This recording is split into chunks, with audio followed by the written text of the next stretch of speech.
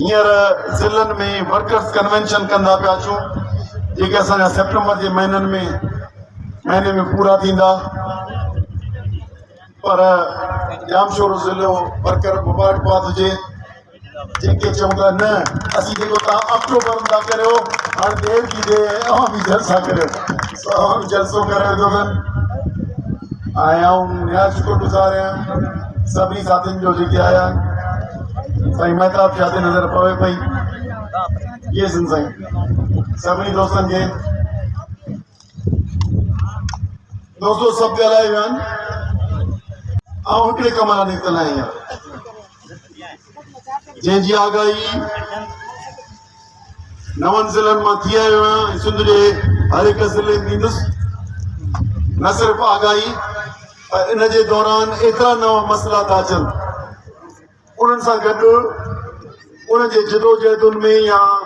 उन्हनि अमली कमनि में बि हिसो वठिणो पवे थो तंहिंजे करे या देरि थिए थी।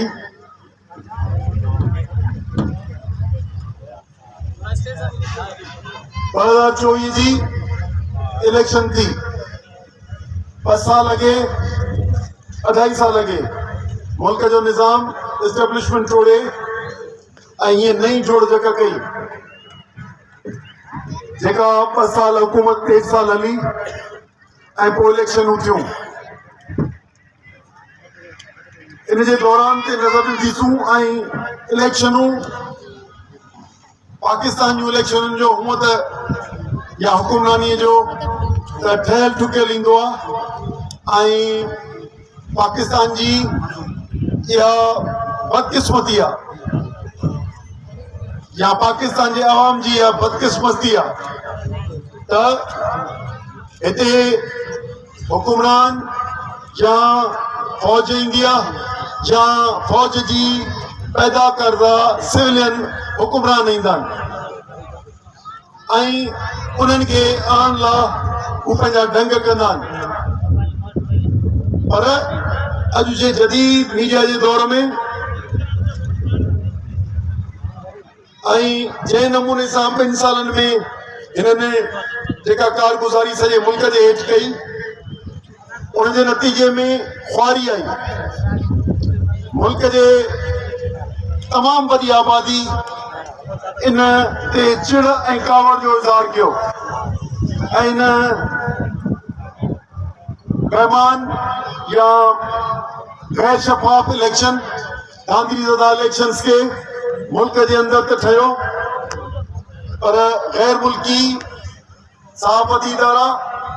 ऐं उन खां पोइ गैर मुल्की रियासतुनि बि हिन खे इलेक्शन खे गैर शफ़ाफ़ करार ॾिनो। इन सॼी ख़्वारी खणण खां जो को त जवाज़ हूंदो को लाचार त कोन्हे त हिकिड़ो माण्हू फोर्स पैदा करे ऐं जबरी तौर ते बेमान हुकुमराननि खे माहौल साज़गार करे उन्हनि खे थापे। जनरल अयूब जे वक़्त में ॿुधोसीं दोस्तनि खणी ॾिठो हुजे त डिप्टी कमिश्नर जे मार्फत उनखे खटायो वियो ऐं फातिमा जिन्ना खे हारायो वियो। साईं GM सेठ उन वक़्ते जेल में हो पर मुंहिंजो वालिद इमदाद अहमद शाह खे ॿुधाईं त तव्हां वञो ऐं फातिमा जिन्ना जी वर्क में वञो त पोइ डिप्टी कमिश्नर जे मार्फत वञी थी। उन वक़्ते यानी वरी असांजी जेका सांबर में जेके इलेक्शन थियूं 80s खां पोइ उन्हनि में ॿियो कुझु बि पर returning officer district returning officer हमेशा जजिस रहिया। जॾहिं हिते इलेक्शन कमीशन जेका हाणे त वधीक ख्वार ख़राब थी पंहिंजी बदतरीन शक्ल में ज़ाहिर थी चुकी आहे उनजे फैसलनि ऐं उन तरीक़ेकार खां रिटर्निंग ऑफिसर ऐं डिस्ट्रिक्ट रिटर्निंग ऑफिसर रखिया डिप्टी कमिश्नर असिस्टेंट कमिश्नर ऐं ॿियो अमलो उन मां ई ज़ाहिर थियो त कीअं इलेक्शन थींदी ऐं पोइ हीउ जेको सिलसिलो थियो त जालसाज़ इलेक्शन त थी पर असां दोस्तनि खे अची हिन ते जाइज़ो वरितो त आया इन जी ज़रूरत महसूस छो थी ख्वारी फौज खई ख्वारी इन्हनि जमायतुनि खई सॼी दुनिया में ऐं बींदे किरोड़े मुल्क जे पंजाब जे माण्हुनि खैबर पख्तूनख्वा जे माण्हुनि सिंध जे माण्हुनि बलोचिस्तान जे माण्हुनि उत्तर पाकिस्तान वधीक शिदत सां उनजो रिएक्ट कयो ॾखण पाकिस्तान उन खां कुझु घटि रिएक्ट कयो पर इहो सॼो कयो ही जेका पाकिस्तान पीपुल्स पार्टी ज़रदारी माफिया ऐं उन जा ई साथारी जेके वज़ीर आला या ही सभु हलनि पिया इन्हनि खे अक्सरियत जेका माज़ीअ जूं 3 हुकूमतूं आयूं उन्हनि जूं इहा 17 साल थी चुका आहिनि उनजे दौरान जेके जेके करप्शन जा स्कैंडल्स आया त करप्शन खे रोकण लाइ हिकिड़ो एंटी करप्शन हूंदो आहे इदारो ॿियो नेशनल अकाउंटेबिलिटी ब्यूरो हो उन्हनि ॿिन्ही खे ग़ैर फ़ाल करे ऐं ट्रुथलेस जेका अकाउंटेबिलिटी इदारा ठाहिया विया को बि इन्हनि खे यानी तहफ़ुज़ ॾिनो वियो पर इक़्तिदार ॾिनो वियो हिते पाकिस्तान पीपुल्स पार्टी खे जिन खे ज़मीन हिकु जाइ ते गॾु किथे बि आहे त हुनजी निशानदी करियो ऐं पोइ असांजे सदोरनि उहा सॼी लिखी मथे ॾिनी हिन दौर में हिकु इहो कयो दिसंबर 2022 में सवेल बि असांजो हिकिड़ो दोस्त ॻाल्हाए वियो आहे सिंध असेंबलीअ जे मेंबरनि उहो तव्हांजे इलाइक़े जे बि ॾिनो हूंदो हुन में अक्सरत राय सां इहो फ़ैसिलो कयो त मुल्क जी तरक़ी जे नाले में असांजा जेके एग्ज़ीक्यूटिव पावर आहिनि हुकूमत छा हूंदी आहे हुनखे अमल दरामदी जा हिकिड़ा इख़्तियार हूंदा आहिनि उहे सरेंडर था करियूं सूबाई ऐं असां उहे मर्कज़ खे था ॾियूं वरी हिकिड़ो नओं हिकिड़ो शौक़ु आयो असां इन जे ख़िलाफ़ उन वक़्तु ई राय ॾिनी ऐं पब्लिक डिमॉन्स्ट्रेशन्स कयूं हुयूं 3 जून 2023 में SIFC जे नाले में हिकिड़ो इदारो ठाहियो वियो जेको मुल्क जे मुआशी पॉलिसियूं ठाहींदो ऐं मुल्क ते हुकुमरानी कंदो ऐं उन लाइ उनखे एतिरो पावरफुल कयो वियो त जीअं सिंध सेक्रेटेरिएट थिए थी पाकिस्तान सेक्रेटेरिएट इस्लामाबाद में थिए थी तीअं हिकिड़ी अलॻि SIFC जी सेक्रेटेरिएट थींदी उन में प्राइम मिनिस्टर वेहंदो उन में चीफ मिनिस्टर वेहंदो सभु वज़ीर आला वेहंदा उन सां गॾु मिनरल्स जो मिनिस्टर वेहंदो सेक्रेटरी वेहंदो डिफेंस जो वेहंदो पावर जो वेहंदो इरिगेशन जो वेहंदो डिफेंस प्रोडक्शन जो वेहंदो यानी पानी बिजली मादनी वसीला ऐं ॿिया सभु वज़ीर उन में वेहंदा ऐं उन सेक्रेटेरिएट में पर उन कमेटीअ में ख़ुसूसी महिमान चीफ ऑफ आर्मी स्टाफ हाणे उहो बि उनजो मेंबर आहे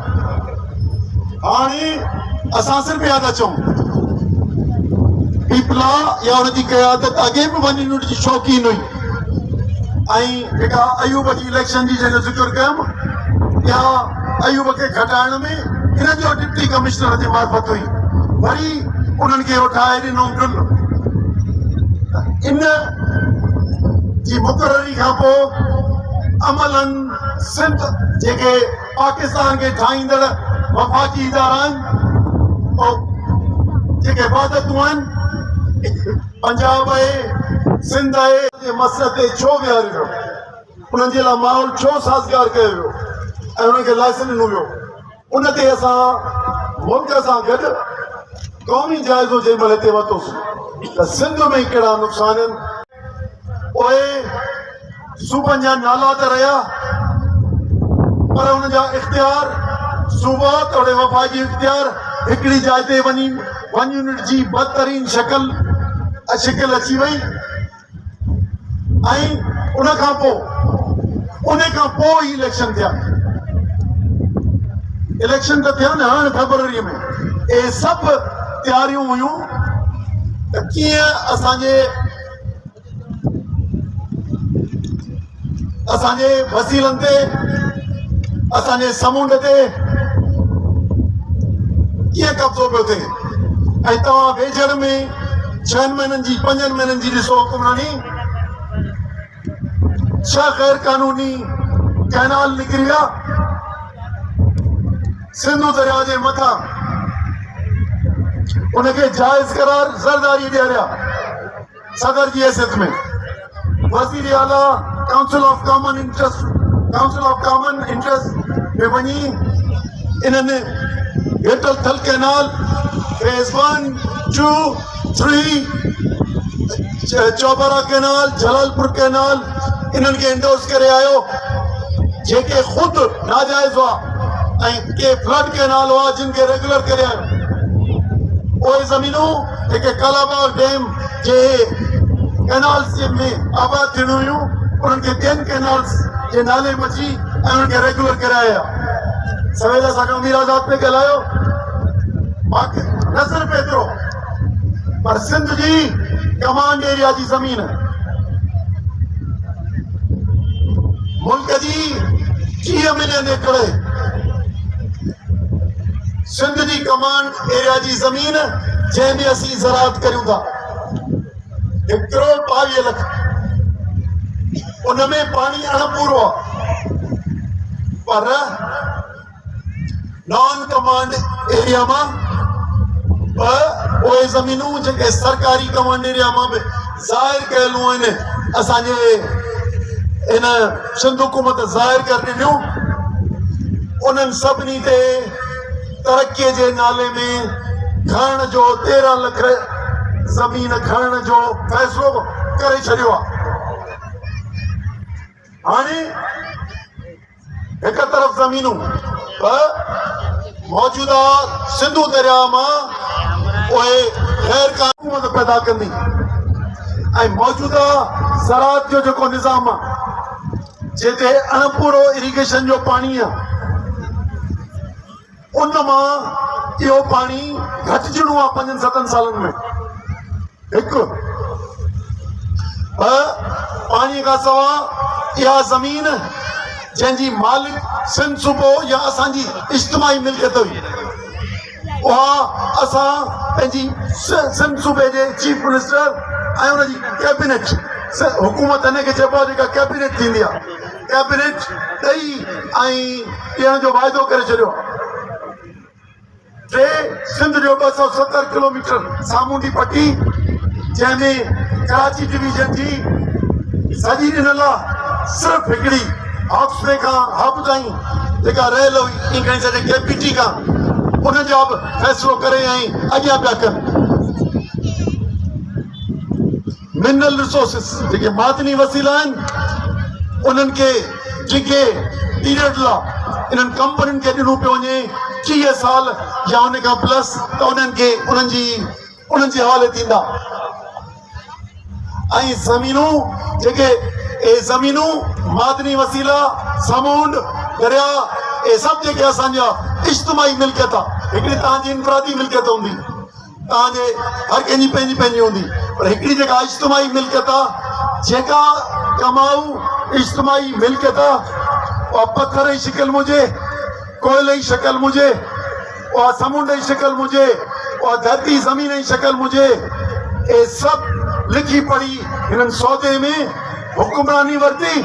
ऐं एहतिसाब खां माफ़ी वरिती ऐं सॼी सिंध लिखी ॾिनी अथनि इहा असीं हाणे लिखी ॾिनी अथनि हिनखे ज़ाहिर करण लाइ ऐं सॼी सिंध में असांजी सॼी टीम घुमे पई त बाबा 1 यूनिट खां वधीक बदतर हुकुमरानी जो तरीक़ो जेको स्पेशल सेक्रेटरी ठाहे कमु करण जो तरीक़ो सिविल मिलिट्री ब्यूरोक्रेसी उनमें कहिड़े बि रसूल ताल रखींदी हुजे उहा उनजी सुपरविजन कंदड़ ऐं सॼे इन कम खे नज़रदारी कंदड़ पाकिस्तान आर्मी इहो बि लिखत में आहे। हाणे कंहिं साम्हूं हिकिड़ो रस्तो त इहो आहे त मात करे वियूं छॾियूं त ही भाड़िया सिंध मां नुमाइंदा ख़बर अथव घणा वियल आहिनि अवामी नुमाइंदा 23 सेनेटर 75 क़ौमी असेंबली जा मेंबर 61 सिधा 14 रिजर्व में 130 सिधा सूबाई असेंबली में 168 सूबाई असेंबली जा मेंबर कुल 266 जो अंग 5 यूनिट लॻो त साईं जेम्स जा 4 साथी हुन मुखालिफ थी बीठा। जॾहिं 80 इलाइक़े में जॾहिं पाणीअ जा मामला आया डैम जा मसला आया चश्मा झेलम लिंक कैनाल जा मसला आया उनमें साईं इमदाद मोहन शाह बीठो ॿ दफ़ा अब्दुल हमीद जतो ई करे रड़ गई पर हिन वक़्तु 266 जी अक्सरियत जेका हुकुमरान जमायतुनि सां गॾु आहे उहे सभु न सिर्फ़ माठ करे वेठा आहिनि पर सौदे में ॾेई चुका आहिनि ऐं हुकूमत जे ज़रिए इहो फ़ैसिलो करे चुका आहिनि ऐं वक़्तु ब वक़्तु हज़ारनि एकड़नि जी शक्ल में पाणीअ जे फ़ैसिलनि जे सिंधु दरिया जे फ़ैसिलनि जी शक्ल में इहे सभु हिकिड़ो हिकिड़ो थी ज़ाहिर थियनि पिया। हाणे सभु मुसीबतूं हिकु वक़्तु ते अची सिंध ते नाज़िल थियूं आहिनि। माठ करे वियूं इंतज़ारु करियूं इन्हनि भाड़ियुनि इन्हनि माठ वारनि इन्हनि ग़द्दारनि इन्हनि धारियुनि दलालनि जेके तव्हांजा असेंबलियुनि में सिंध असेंबलीअ में क़ौमी असेंबलीअ में सेनेटर वेठा आहिनि इन्हनि जे तब्दीलीअ जो इंतज़ारु करियूं त इन्हनि भाड़िया पंहिंजी ग़द्दारीअ जे एवज़ माण्हू इन्हनि खे ॿिए भेर न चूंडीनि। हिकिड़ो पासो इहो आहे चओ त मट करे वेही रहूं। ॿियो रस्तो इहो आहे त साईं जेम्स चवंदो न सच था मर्द चवनि कंहिंखे वणे न वणे तो कंहिंखे वणे न वणे कंहिं इदारे खे वणे न वणे कंहिंखे हुकूमत खे वणे न वणे इहो सच इन जी आगाही पंहिंजे हमवतननि खे ॾियूं पंहिंजे नए नस्ल खे ॾियूं मुस्तक़बिल जे असांजे आबादगारनि खे ॾियूं असांजे ग़रीब माण्हुनि खे ॾियूं त बाबा मुस्तक़बिल में ही सिंध जे सौदे में हुकुमरानी वठी आया आहिनि तव्हांखे रोज़मर्रा जे ज़िंदगीअ में ही हरामखोर ब्यूरोक्रेसी जे ज़रिए जेर कमाल करे ऐं तव्हांखे पिन जे ज़रिए ऐं हेठियूं हथु करे ऐं राहिनि पिया ऐं गुज़ारो तव्हांखे कराईंदा ख़ौफ़ ऐं लालच में विझी उन करे जिन बि माण्हुनि में असीं आगाही सभिनी खे पिया ॾियूं असीं क़ौम जी इस्लाह था चाहियूं असांजा धरतीअ जा निशान उहे मोहनजे दड़े जा हुजनि आमिरी जा हुजनि असांखे जिते जिते ठटे जा हुजनि जिते बि वञो जेके बि निशान मिलनि था उहे सभु ॿुधाइनि था त हज़ारे साल अॻे दुनिया जे चोट जे तरक़ी याफ़्ता क़ौम ऐं मुल्क जा तव्हां रहवासी आहियो पर उहे अॼु जेके तव्हां आहियो पंहिंजे मुल्क पंहिंजे वसीलनि खां तव्हांखे पाकिस्तान पीपुल्स पार्टी वारा ऐं ॿिया हिन रियासत जा माण्हू गॾिजी ऐं ही सभु शयूं करे ऐं तव्हांखे हिते वधीक बदहाली ऐं ग़ुलाम करे पिया रखनि इन मां निकिरण लाइ तव्हांखे आगाही था ॾियूं त हू ग़ैरत विञाए वेठा आहिनि तव्हां इन आगाहीअ मां ग़ैरत करियो उथी बीहो त अचो गॾिजी सिंध बचायूं। उन करे यकीनन जंग ॾुखी आहे मुल्क जा मामला तमामु घणा आहिनि मुल्क में खोड़ शयूं ठीकु करणियूं आहिनि जीअं रोशन सवेल ॻाल्हि आहे आयो इनखे ठीकु करण बि असांजो कमु आहे। हिते ॿियो बि हिकिड़ी शइ मूंखां विसरी वई इहो हिननि लिख जा फ़ैसिला अथव ॿुधायो 2025 ताईं सिंधी ॿोलीअ खे असां था चऊं 1925 में सिंधी ॿोलीअ जी हैसियत अदालती हुई इंतिज़ामी हुई ऐं तालीम जी हुई ऐं हिननि 2025 ताईं इहो फ़ैसिलो कयो आहे इन्हनि टिनी मां पैरेलल सिस्टम ॿियो ठाहे अदालती इंतिज़ामी